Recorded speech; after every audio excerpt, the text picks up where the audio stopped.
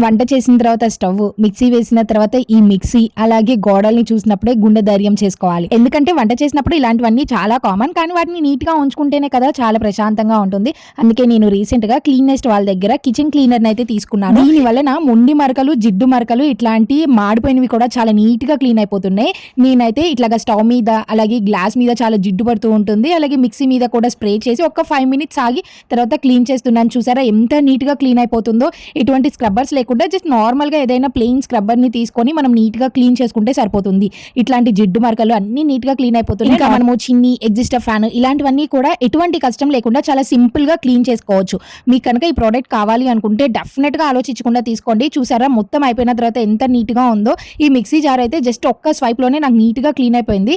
ఇట్లాగ ఒకసారి స్క్రబ్ చేసిన తర్వాత మనం ప్లెయిన్‌గా ఏదైనా ఒక క్లాత్ తీసుకొని నీట్‌గా తుడుచుకుంటే సరిపోతుంది. ఇది వాడేటప్పుడు మన హ్యాండ్స్‌కి ఎటువంటి డ్యామేజ్ ఉండదు. ఎందుకంటే ఇది ప్లాంట్ బేస్డ్ అండ్ అలాగే జీరో యాసిడ్ ఉండడం వల్ల మనకి చాలా ఈజీగా వర్క్ అయిపోతుంది.